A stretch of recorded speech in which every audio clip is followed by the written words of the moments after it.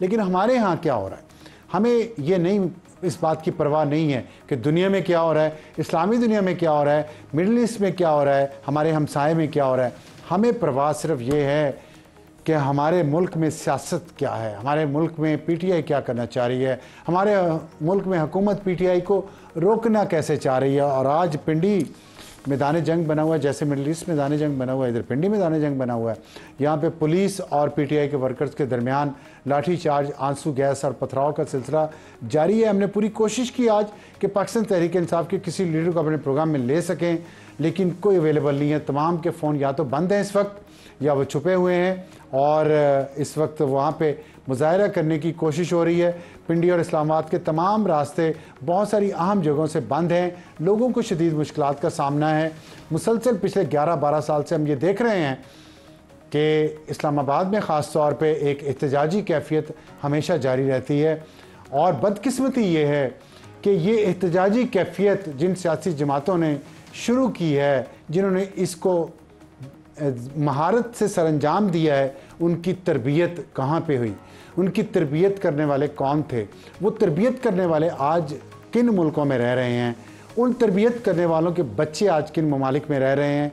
लेकिन पाकिस्तान पिछले 11-12 साल में जिस मुसीबत में से गुज़र रहा है, सियासी अदम इस्तेहकाम से गुज़र रहा है, मुआशी अदम इस्तेहकाम से गुज़र रहा है, इसकी परवाह उनको क्यों होगी जो ये तरबियत करके चले गए। और हम यहाँ 2 सूबों में दहशतगर्दी से लड़ रहे हैं, 2 सूबों में सियासी लड़ाई चल रही है, और सोशल मीडिया पे डिजिटल दहशतगर्दी चल रही है। वो डिजिटल दहशतगर्दी शुरू किसने करवाई, और ये तमाम सूबों में जो कुछ हो रहा है ये किसने शुरू करवाया, एक इंतहाई दर्दनाक दास्तान है जिसका आपको भी पता है, मुझे भी पता है। तो आज का प्रोग्राम हम शुरू करेंगे। हमें ज्वाइन किया है सैयद नवीद कमर साहब ने हमारी टॉप स्टोरी के लिए, और उसके बाद हम बात करेंगे खुरम दस्तगीर खान साहब से। और हमारा आज का एडिटोरियल उस डिजिटल दहशतगर्दी के बारे में होगा जिसका निशाना इस वक्त पाकिस्तान के चीफ जस्टिस काजी फाइज ईसा हैं, उन लोगों के हाथों से जो लोग इन डिजिटल दहशतगर्दों को तैयार करके सरकारी सरपरस्ती में या अभी भी बैठे हुए हैं ओहदों पे या घर चले गए हैं। तो हमें ज्वाइन किया है नवीद कमर साहब ने, MNA है पाकिस्तान पीपल्स पार्टी से, साबिक वज़ीर ख़जाना भी हैं, और जो कमेटीज़ गुफ्तो शनीद करती रही हैं पिछले दिनों मुख्तलिफ़ सियासी जमातों के दरमियान आइनी तरमीम पे, उसका हिस्सा भी रहे हैं। नवीद साहब अस्सलाम वालेकुम। वालेकुम सलाम भाई, बहुत शुक्रिया हमें ज्वाइन करने का। हम बात कर रहे हैं आइनी तरमीम पर जिसका अब सीज़न 2 शुरू हुआ है। पहला सीज़न हुकूमत ने और ख़ास तौर पे पाकिस्तान पीपल्स पार्टी ने, और पीपल्स पार्टी में भी बिलावल भुट्टो साहब का बहुत इस पर काम हुआ है, और लेकिन वो काम कामयाब नहीं हो सका, सिरे नहीं पहुंच सका। अब आपने एक दफ़ा फिर ये कोशिश शुरू की है, और मौलाना साहब से आपके वक्त की मुलाकात भी हुई है। तो की पिन इसमें मौलाना फजलुर रहमान है, जो पहले भी नहीं माने थे तो तरामीम नहीं हो सकी। इस दफ़ा आप समझते हैं कि मौलाना साहब मान जाएंगे?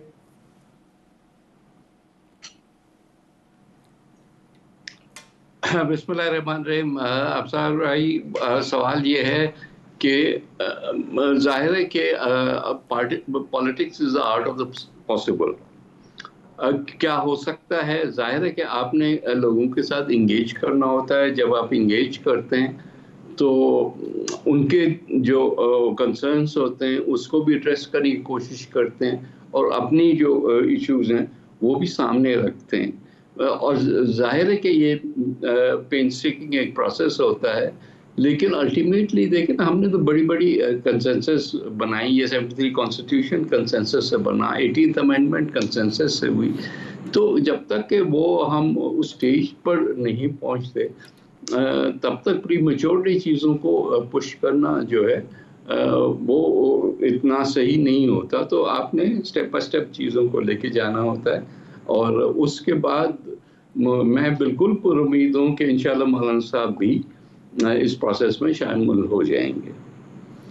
पिछली दफ़ा जो आपकी कोशिशें नाकाम हुई हैं उसमें ऐसी कौन सी बात थी मौलाना फजलुर रहमान साहब की जो आप लोग नहीं मान पाए?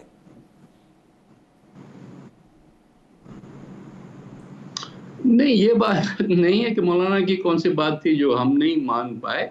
सवाल ये था कि जिस तरह से हुकूमत ने ये तरीका अपनाया था कि पहले कोशिश करो कि सबको इकट्ठा करो और फिर उनके साथ इवन जो डिटेल्स हैं वो शेयर करो। इस तरह से नहीं होता। कंसेंसस बिल्डिंग में तो आपको एक एक चीज़ को जो है वो नाप तोल के सामने लाना होती है। तो लास्ट टाइम जो मेरा ख्याल है कि उजलत में कोशिश की गई ये सारा कुछ करने की, और इसी की वजह से नाकामी हुई। उजलत में जो कोशिश की गई, मौलाना साहब भी ये फरमाते हैं कि मौलाना फजल रहमान के उजलत में और आखिरी वक्त पे जाके मुसव्वदा दिया गया। हम देख ये रहे थे कि बिलावल भुट्टो साहब भी इस पर बहुत खुलूस के साथ और बड़े जोश के साथ इस पर काम कर रहे थे। तो फिर ये मुसव्वदा जो इतनी देर में आया और फिर उसमें उजलत की जो आप बात कर रहे हैं, इसकी ज़िम्मेदारी, इस उजलत की या इस गैर ज़िम्मेदारी की ज़िम्मेदारी किस पे है? हुकूमत पे या पाकिस्तान पीपल्स पार्टी पे जो कि फोर फ्रंट में थी इस एफर्ट के? पीपल्स पार्टी जाहिर है कोशिश कर रही थी कि काम जो है अगर होना है तो सही तरीके से हो, तो उस वजह से तो पीपल्स पार्टी के गले में ये चीज़ नहीं आएगी ना। तो उनके गले में आई कि जिन्होंने जो है शायद उनका एक्सपीरियंस नहीं था कभी कंसेंसस बिल्डिंग का, कि इस तरह से चीज़ें करने की कोशिश की। वो तो हमारा तो डे वन से ये पोजीशन थी कि कोशिश करो कि जितना भी इंक्लूसिव जो है वो डॉक्यूमेंट बने, उस पर ज़्यादा से ज़्यादा लोग ऑन बोर्ड आ जाए ना। अगर आप ये ना करेंगे, कंसेंसस बिल्डिंग भी नहीं करेंगे, तो खुद ब खुद तो चीज़ें नहीं होती ना। सही बात है ये, लेकिन ये कंसेंसस बिल्डिंग की जो आपने बात की है, तो हम तो ये भी सुना है और मौलाना साहब ने इसकी तस्दीक भी की है कि पाकिस्तान पीपल्स पार्टी के पास अलग मुसव्वदा था, हमारे पास अलग मुसव्वदा था, PMLN के पास मुसव्वदा अलग था। इसकी क्या वजह है? आई डोंट नो, बिकॉज मेरा ख्याल नहीं कि ये देखे ना हुकूमत ने कहाँ से शुरू किया और कहाँ तक पहुँचे, उसमें भी तो ज़ाहिर मरहले थे ना। ये तो मुझे नहीं पता कि मौलाना साहब को अलग क्या दिया गया और हमें क्या दिया गया, लेकिन जहाँ से शुरू हुए थे उसमें तो कई ऐसी चीज़ें थी जिस पे पीपल्स पार्टी को भी तो सख्त जो है एतराज़ात थे, जो कि हुकूमत के साथ बातचीत करने के बाद आहिस्ता आहिस्ता वो ख़त्म किए गए ना। तो आखिर में क्या ड्राफ्ट होता है वो तो अभी भी वर्क इन प्रोग्रेस है ना। जिस ड्राफ्ट पे मैक्सिमम पॉसिबल जो है पार्टीज जो हैं ऑन बोर्ड हों, वही ड्राफ्ट जो है उसको आखिरी समझा जाएगा। बाकी इन बिटवीन ड्राफ्ट तो कई आते हैं, वो चाहते हैं, उनको तो आप काउंट नहीं करेंगे। आपने फरमाया कि वर्क इन प्रोग्रेस है, तो कौन कौन है इस वर्क इन प्रोग्रेस के अमल में? कौन लीड कौन कर रहा है? पाकिस्तान पीपल्स पार्टी, मुस्लिम लीग नून या JUI या PTI? नहीं, लेकिन अब कौन, हर एक अपने अपने लेवल पे, सॉरी, हर एक अपनी अपनी लेवल पे कोशिश करेगा ना। जाहिर है हमारी, जैसे आपने देखा कल के मौलाना फजल रहमान साहब से कल भी मुलाकात हुई थी, उनकी टीम से आज भी मुलाकात हो चुकी है। तो ये तो सारी जो है एक प्रोसेस है जिसका हिस्सा है। पॉसिबल कि गवर्नमेंट अपनी लेवल पे और लोगों से भी बात कर रही हो, मौलाना साहब PTI से भी बात कर रहे हैं। सो जब तक ऑन बोर्ड सब आ जाते हैं, या कम से कम इतने नंबर्स आ जाते हैं जिसकी एक कॉन्स्टिट्यूशनल अमेंडमेंट पास करने की ज़रूरत होती है, तो उसके बाद ही कुछ चीज़ आगे बढ़ेगी। So everybody is involve one way और द अदर। अच्छा, आपने जिक्र किया कुछ देर पहले भी कि कंसेंसस से आइन बना, कंसेंसस से 18वीं तरमीम हुई, लेकिन तरमीम तो बहुत सारी हो चुकी हैं, उन सब पे कंसेंसस भी नहीं था। इस वाली में कंसेंसस क्यों ज़रूरी समझ रहे हैं आप?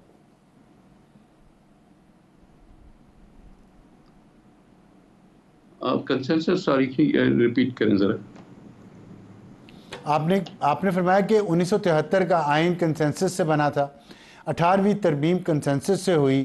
मेरा सवाल यह है कि और बहुत सारी तरमीम बगैर कंसेंसस के भी हुई हैं, क्योंकि आइन में 2/3 मेजॉरिटी जिसके पास हो वह तरमीम कर सकता है। इस तरमीम में ऐसी कौन सी बात है जिसके लिए आप समझते हैं कि कंसेंसस हो जाए तो बेहतर है? नहीं, ये कोई उस तरह से मुनफरिद बात नहीं है। कोई भी तरमीम अगर हो और कोई भी सिस्टम जो आप इन प्लेस रखें, उस पे ब्रॉडर कंसेंसस होना जो है वो लाजमी होता है। एक तो आपने खुद कहा कि जैसे 2/3 मेजॉरिटी करना जो है वो लाजम होता है। अगर 224 MNAs और कोई 67 सेनेटर्स नहीं ऑन बोर्ड हैं, तो फिर तो नहीं होगा ना, फिर तो एक्सरसाइज इन फ्यूटिलिटी हुई। तो उस लिहाज से तो वो वाला तो बहुत अच्छा है।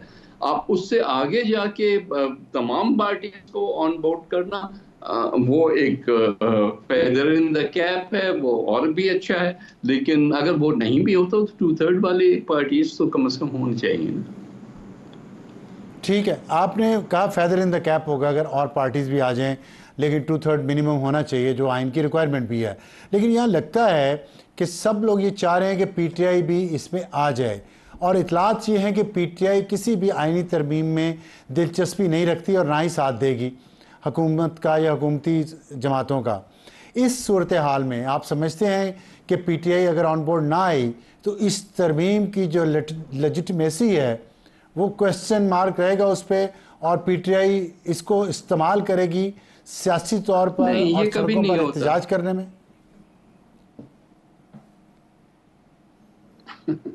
सड़कों पे तो पीटीआई वैसे ही एहतजाज कर रही है, आईनी तरमीम हो या ना हो, वो कोई नई बात नहीं है। बात सारी ये है कि हाँ, खूबसूरती इस चीज़ की होती है कि अक्रॉस द बोर्ड सारी पार्टीज ऑन बोर्ड हो।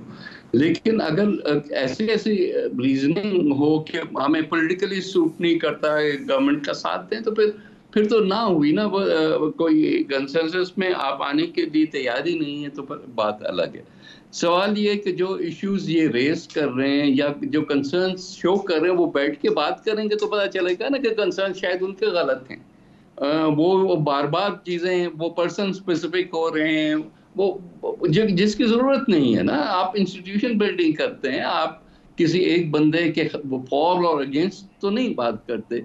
ये माजी में भी हमने देखा है, जब हमने पर्सन स्पेसिफिक करने की चीजें कोशिश की है तो वो नाकाम हुई है, वो उसका ब्लोबैक आया है।